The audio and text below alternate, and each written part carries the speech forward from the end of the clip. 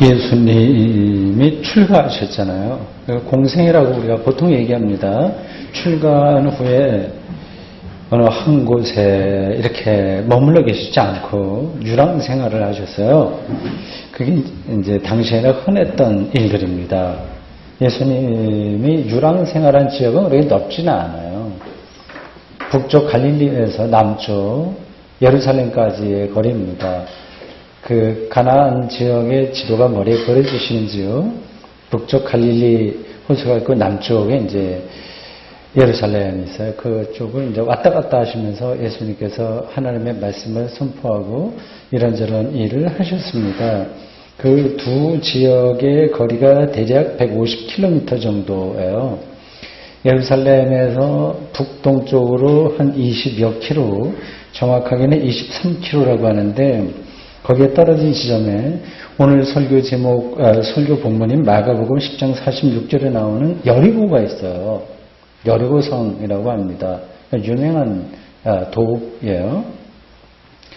예수님 일행이 예루살렘에 가려고 이제 갈릴리에서 전전 내려오다가 그쪽을 지나가신 것 같아요.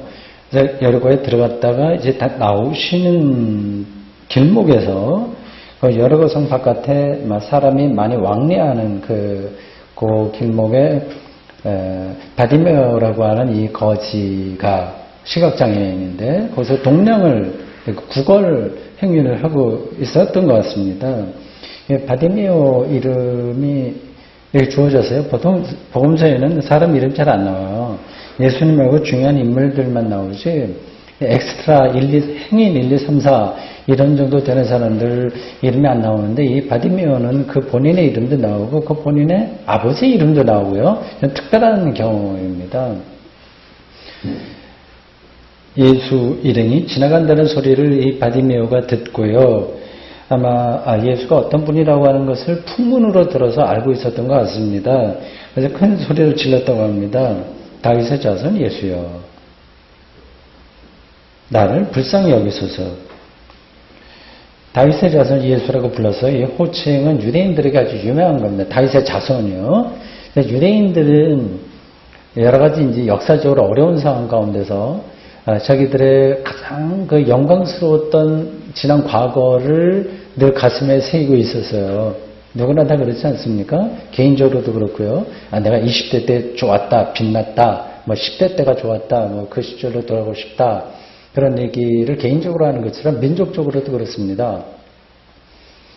이스라엘 사람들의 가장 그 과거에서 회상하고 싶은 시대가 다윗 시대예요.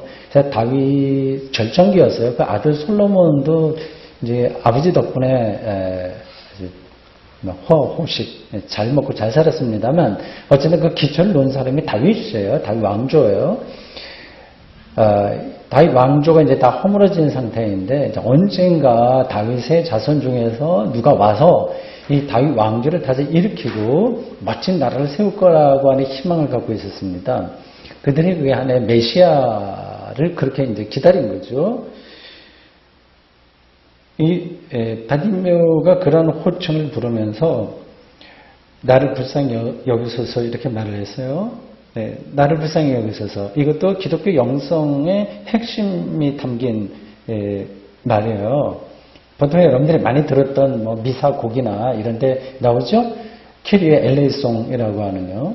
그러니까 주님, 우리를 불쌍히 여기소서라고 하는 그런 마음이 담긴 이야기를 바디메오가 이제 예수님을 향해서 한 거죠.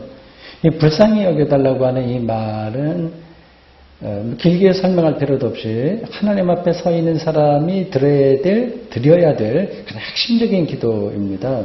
왜 그런지는 아실 거예요. 우린 피조물입니다. 창조주를 통해서만 생명을 이어갈 수밖에 없어요. 그러니 키리 엘레이송의 심정으로 살아야 됩니다.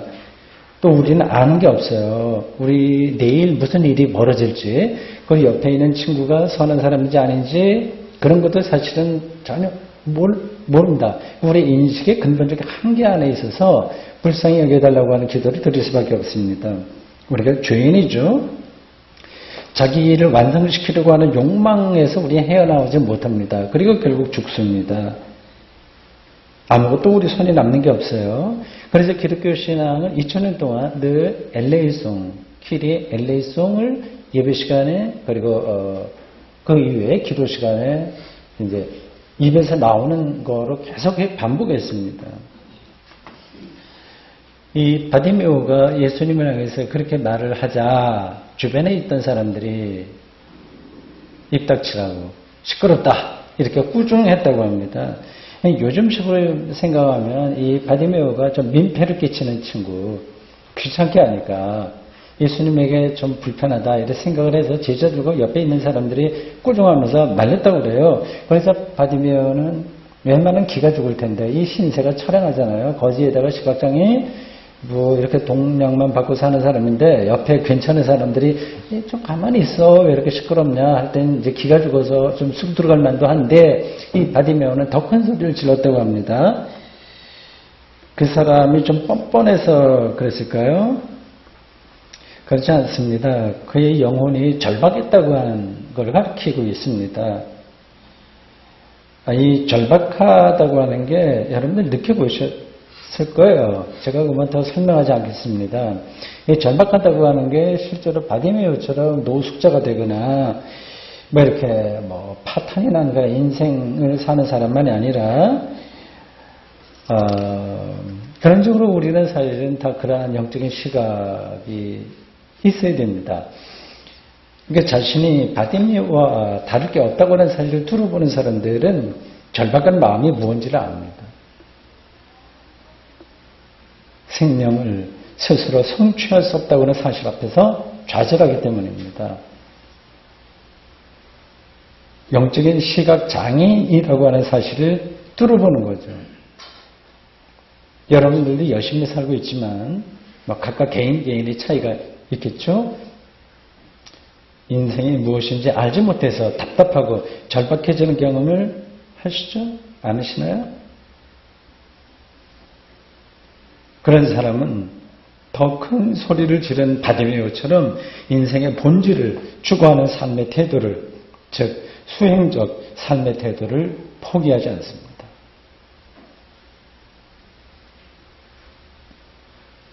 소란을 눈치채신 예수님은 바디메오를 불러오라고 제자들에게 말했어요. 사람들 그에게 가서 예수님이 당신 불러오라고 하는데 이렇게 말을 전했습니다. 바디메오가 얼마나 기뻐했을지 상상이 갑니다.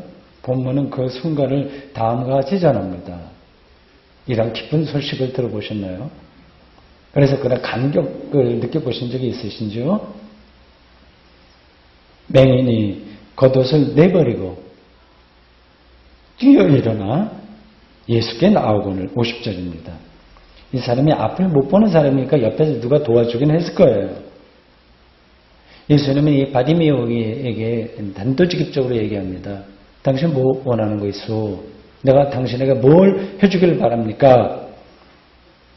아마 주변에 있던 사람들은 이 바디메오가 예수님에게 돈 한 푼 달라고 한다든지 아니면 오늘 점심 먹을 거리가 없는데 어떻게 좀 먹을 거 좀 달라든지 그런 얘기를 할 거로 예상을 했을까요? 이 바디메오는 예수님에게 사람들이 전혀 예상하지 못했던 발언을 합니다. 선생님, 보기를 원합니다. 이 바디메오는 평소에 예수님에게 어떤 일이 있었는지 그런 등등을 좀 소문을 들어서 알고 있었던 것 같아요. 이 바디메오의 이야기를 듣고 예수님께서 이렇게 말씀하십니다. 52절에요. 가라, 네 믿음이 너를 구원하였느니라. 믿음이 구원했다고 예수님께서 말씀하셨어요. 이게 무슨 뜻일까요? 그냥 우리가 쉽게 생각하면 눈이 띄어졌구나. 이제 시각장애에서 벗어났구나. 그게 구원받은 거구나. 이렇게 생각합니다. 요즘도 난치병 환자들과 장애인들을 대상으로 이런 신우집회, 소위 말해서 그런 집회가 열리곤 합니다. 그게 우리나라에는 좀 많은 것 같아요. 보통 오순절 계통이라든지 조금 그런 쪽으로 더 전문적으로 나가는 사람들을 신사도 운동이라고 합니다. 그러니까 사도시대에 있었던 이러한 기적적인 일들을 왜 그때만 하냐, 지금도 해야 된다.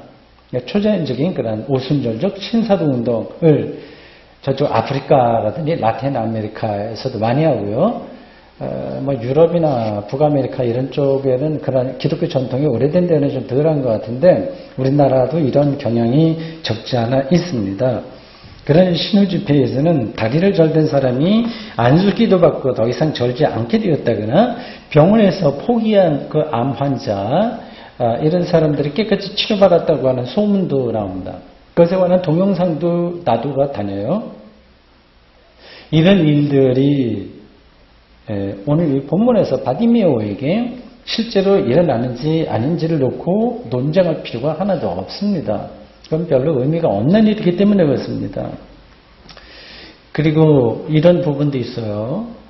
의학 상식으로 이해하기 어려운 현상들은 이러한 신우 집회만이 아니라 일상에서도 사실은 흔하게 일어납니다. 뭐 흔하다고 하긴 힘들고요. 없지 않아 있습니다. 암도 자연 치유로 얼마든지 가능한 거예요. 자기도 모르게 치유되는 기도 합니다. 판소리 신청전의 마지막 대목은 심학규가 눈을 뜨는 장면이에요. 제가 좀 판소리 할 줄 알면 이 시간에 그 장면을 한번 해보고 싶은데 들어보셨죠? 굉장히 드라마틱합니다. 정말 가슴이 막 움직이는 그런 느낌을 그 장면에서 받을 거예요. 심학규는 공양민 300석을 절에 바치면 눈을 뜰 수 있다고 하는 이 땡중이죠, 말하자면. 땡중의 말을 듣고 인신제사의 제물로 딸을 팔게 돼요. 딸이 그 소식을 듣고 자기가 팔려고 했지만 결국은 딸을 판 겁니다. 그러나 결국 눈을 뜨지 못했고요. 공인이 딸을 죽였다고 하는 그 자책감으로 이 심학규가 이 영혼이 얼마나 힘들었을지 상상해 갑니다. 우여곡절 끝에 이제 진행해서 죽었다고 생각한 딸 심청을 궁궐에서 만납니다. 왕비가 된 심청이 아버지를 부르자 심학규는 그 마지막 대목에서 어디 보자 이렇게 하면서 눈을 뜬다고 하는 거예요. 이런 일들은 의학적으로도 가능한 일입니다. 아주 드물지만 가능합니다. 시각장애도 여러 원인이 있어요. 뭐 어떤 정신적인 문제도 있고 여러 가지 이유가 있을 텐데 가장 가벼운 이유로 벌어진 장애가 이런 격한 감정 폭발을 계기로 치료될 수 있습니다. 이 말씀에서 정작 중요한 것은 바디메오의 믿음인 거예요.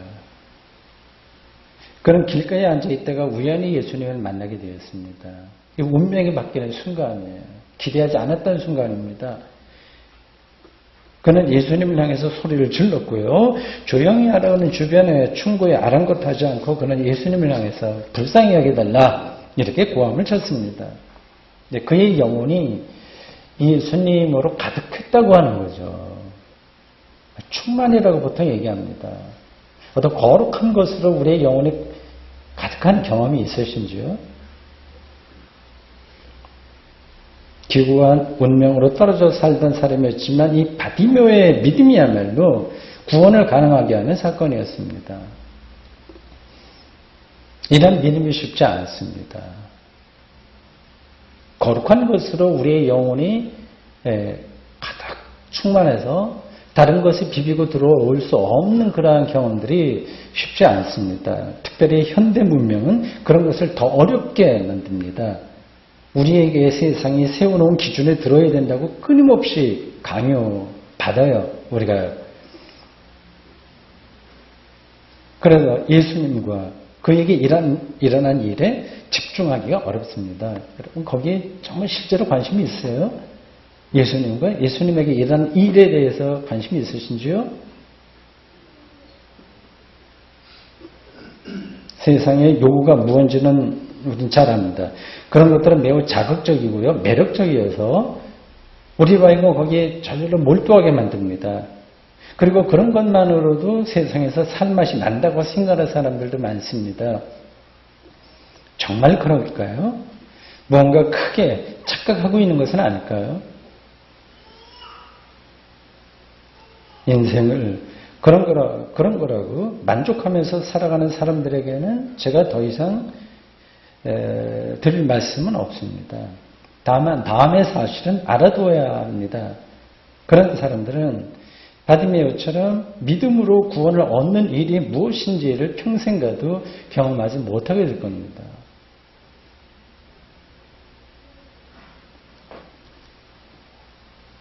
오늘은 종교개혁 498주년 기념주일입니다. 루터가 뷰텐베르크, 베를린에서 조금 내려온 소도읍지예요. 옛날에는 아주 변방이죠. 로마 교황청에서 보면 아주 시골에 불과한데 거기서 사제요, 뷰텐베르크 성당의 사제요 신학대학 교수로 있던 루터가 뷰텐베르크 성당 출입문 위에 95개 조항의 신앙명제가 적힌 대자보를 건 날을 기점으로 합니다. 1517년 10월 31일이에요. 루터 신학의 토대는 믿음의 회복입니다.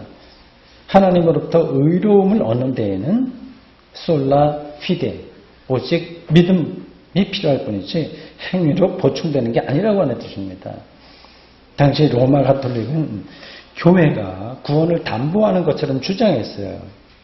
이게 굉장히 교인들을 컨트롤하기에 좋은 그런 어떤 체제입니다. 교회가 구원을 줄 수 있으니까 말 들어라. 그 얘기예요. 그러니까 그러한 교회가 요구하는 행위를 해야 된다. 이런 쪽이었습니다. 그렇듯한 주장이에요. 로마 가톨릭의 가르침에 대항해서 루터는 이 믿음의 존재론적 능력을 뚫어보았습니다. 자기가 수도사로서 고행을 마다하지 않았고요. 20대부터 철저하게 수도사로 살았어요. 신학박사로서 학문적 노력을 게을리하지 않았지만 그런 것으로는 자신이 하나님 앞에서 의롭다는 인정을 얻지 못했습니다. 즉 마음의 평화가 없었어요. 그는 구약 하박국 2장 4절을 인용한 로마서 1장 17절 말씀, 의인은 믿음으로 산다는 그 말씀에서 참된 평화를 얻을 수 있었습니다. 그러니까 아무런 그럴듯한 세련된 사람들처럼 행위가 없었던 바디메오를 향해서 예수님이 네 믿음이 너를 구원하였다고 하는 그 사실이 루터의 깨달음과 연결됩니다.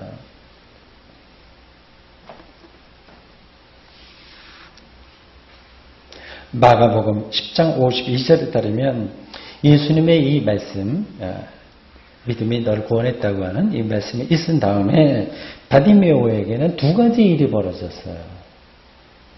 자, 꼭 기억하시기 바랍니다. 하나는 오늘 본문이 그걸 말하고 있어요. 보게 되었다고 하는 겁니다. 보게 되었다. 단순히 육체적인 눈을 뜨게 되었다고 하는 뜻으로만 받아들인다면 성서가 말하는 핵심에 들어가지 못하는 겁니다. 복음서 기자들의 증언에 따르면 예수님에 의해서 여러 가지 이런 눈이 뜬다거나 말을 못하던 사람이 말을 하게 됐다거나 등등 그런 일들이 벌어졌을 때 사람들은 그렇게 초자연적으로 벌어진 기적 자체에 관심이 있었던 게 아닌 거예요. 그걸 말하려고 하는 게 아니라 그런 일들이 예수님에게 일어났다는 사실을 깨닫고 놀라워했습니다. 이런 기적을 행한다고 하는 일들은 사실은 예수님에게만 있었던 게 아니라 고대인들에게는 흔했던 일이에요. 기적 행위자들은 많았습니다. 동서양을 막론하고 이상한 일들 하는 사람들 많이 있었어요. 이건 사실 이상한 일들입니다. 호기심 천국 정도에 불과한 건데 이거에 매달린다고 한다면 이제 하나님을 따르는 사람들에게는 수준 이하의 이야기예요. 바디메오가 보게 되었다고 하는 것은 훨씬 근본적인 사태를 가리킵니다. 예수 그리스도에 대해서 눈을 뜨는 것입니다. 예수님을 알아보는 것이 참된 의미에서 보게 되는 것, 즉 영혼의 열림입니다. 이게 누구에게나 일어나는 일은 아니라서 이 말이 이해되는 분들도 있을 거고 참 거리가 멀다, 무슨 얘기나 그렇게 생각되는 분들도 있을 거예요. 본다는 게 뭔지를 생각해 보십시오. 그건 대상을 인식한다고 하는 거예요. 본다고 하는 건 인식이에요. 동양에서는 그걸 견이라고 해서 보는 시하고 견하고는 다른 거예요. 하나의 대상을 놓고도 보는 관점이 다 다르죠? 어떤 사람은 아예 보지도 못하고 어떤 사람은 보고 싶은 것만 봅니다. 사람의 인식이라고 하는 게 그렇게 객관적으로 정확한 게 아니에요. 예를 들어서 여기 바람에 흔들리는 대나무가 있다고 합시다. 다른 것에 마음을 송두리째 빼앗긴 사람에게는 그 현상이 전혀 눈에 들어오지 않을 겁니다. 또 어떤 사람에게는 흔들리는 나무만 들어올 거예요. 굉장히 요란하다, 이렇게 소리가 난다, 그런 게 들어올 거고요. 어떤 사람에게는 보이지 않는 바람이 눈에 들어와요. 힘을 느끼는 거죠. 귀도 마찬가지입니다. 같은 장소에서도 어떤 사람은 듣는데 다른 사람은 듣지 못합니다. 그런 학자들이 그러한 실험을 했다고 그러죠. 우리가 너무 잘 알고 있는 얘기입니다. 굉장히 사람들이 모여서 시끄럽게 막 떠들고 있는데 어떤 여자도 거기서 같이 놀다가 나 저기 가봐야 된다 그러면서 옆방으로 가버렸어요.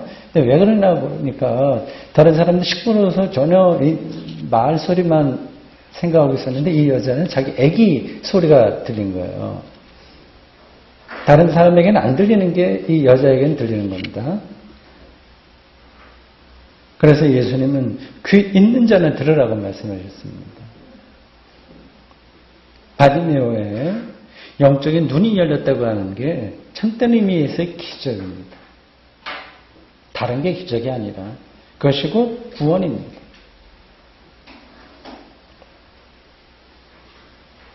예수님의 말씀이 있은 뒤에 바디메오에게 일어난 또 하나 다른 것은 하나는 이제 보게 되었다고 하는 거였고요. 다른 하나는 예수님을 그 자리에서 따랐다고 하는 겁니다. 따름이에요. 예수님을 따른다고 하는 것은 주로 제자들에게 있는 일이에요.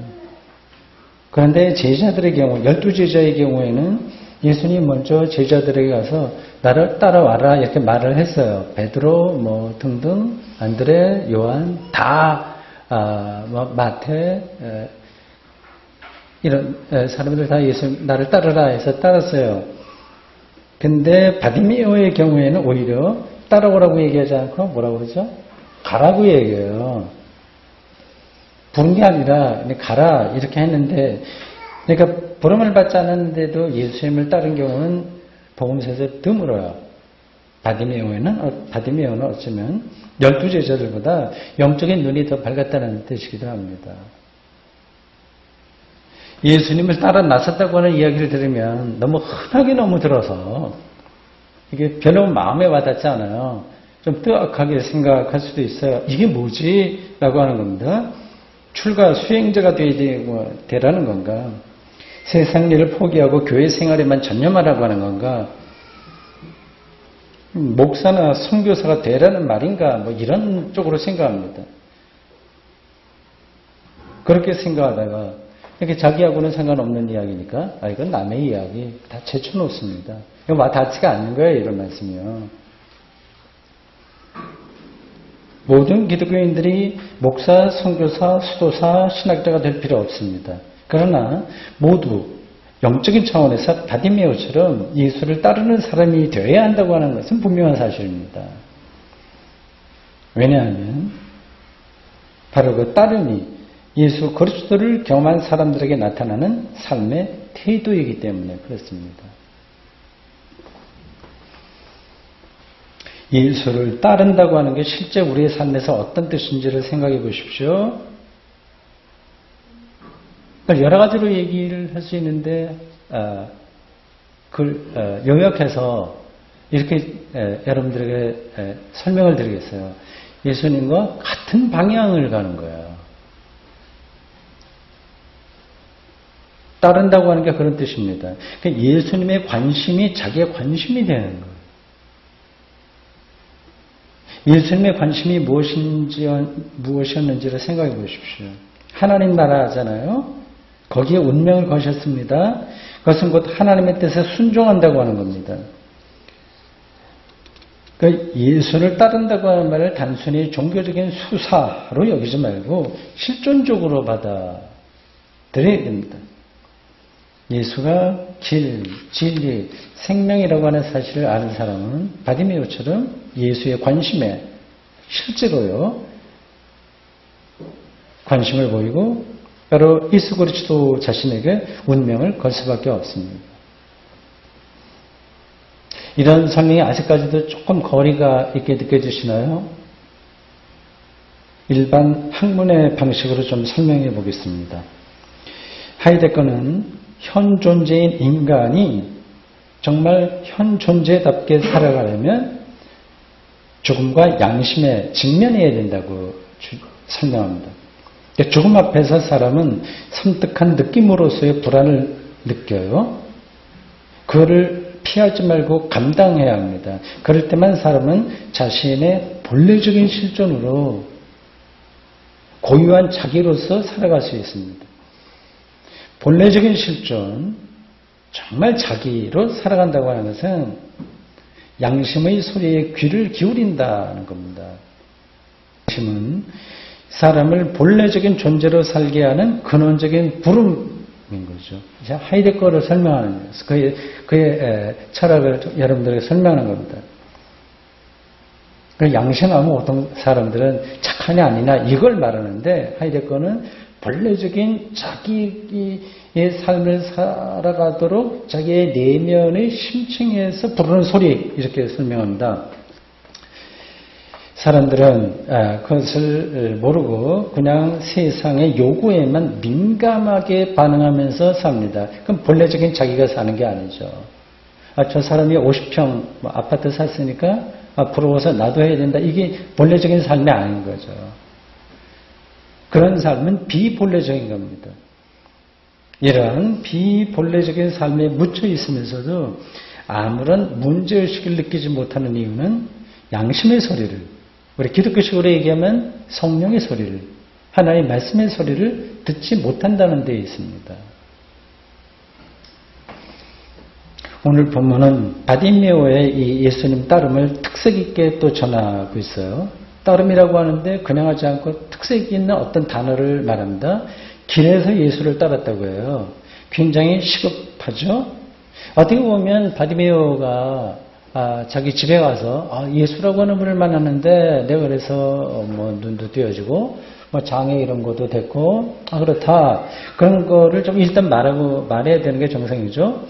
예수님을 따른다고 하더라도 집에서 준비도 하고 천천히 따라가도 되는 거예요. 근데 그는 길에서 그 자리에서 예수님을 따랐다고 합니다. 그러니까 상식적으로 중요하다고 여기는 모든 일들을 생략해버린 거예요. 그만큼 그에게는 예수 따름이 절박했다고 하는 뜻입니다. 자신의 미래와 운명이 예수 그리스도에게서만 보장된다고 생각했기 때문입니다.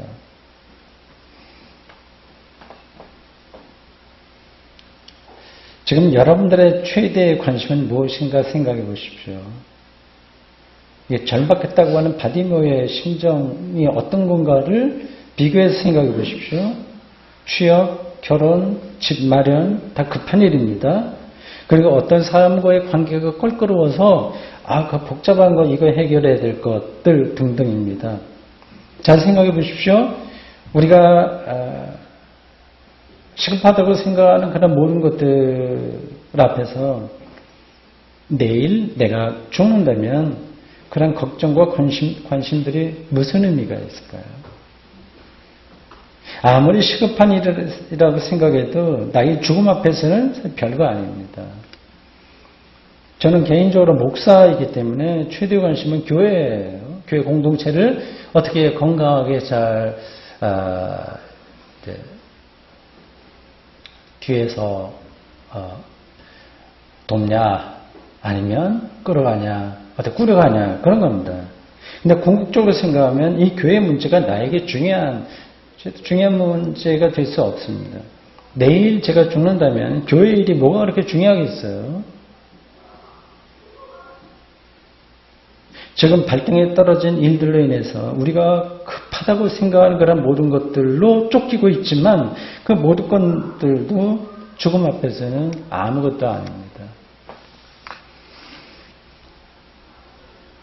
저는 지금 죽음이라고 하는 말로 여러분들을 겁먹게 하려고 하는 것이 아닙니다. 오해하지 마십시오. 사실을 사실대로 말씀드리는 것뿐인 거예요. 죽음은 삶의 완성에서 반드시 거쳐야 될 최종적 사건이라고 하는 점에서 생명의 완성을 가슴에 안고 하나님을 믿는 사람들이 놓칠 수 없는 이야기이기 때문에 그걸 짚은 것뿐이에요. 우리의 삶의 완성이 어떻게 가능한지를 기독교 신앙 안에서 우리가 정확하게 알아야 되지 않겠습니까? 그게 우리의 삶의 최대 목표가 아니겠어요? 뭐겠어요? 삶의 완성에서 결정적인 것은 죄와 죽음의 극복입니다. 성경은 예수 그리스도를 믿음으로써 그게 가능하다고 가르칩니다. 이게 전제가 되지 않으면 기독교인으로 살 필요가 하나도 없는 거예요. 이 사실을 삶의 중심으로 삼고 전적으로 거기에 집중하는 것이 예수 따름의 삶입니다. 이걸 실제로 이해하고 실제로 믿으십니까? 사랑하는 성도 여러분, 바디메오 이야기를 오래 기억해 두십시오. 아직은 아니라고 하더라도 언젠가는 그 이야기가 여러분 자신의 것이 될 것입니다. 아멘. 기도하겠습니다. 주님, 오늘 저희는 교회력에 따라서 주어진 이 복음서 말씀 중에 한 대목, 마가복음 10장 46절에서 52절에 나오는 이 바디메오를 향한 예수님의 말씀에 얽힌 이야기를 전해 들었습니다.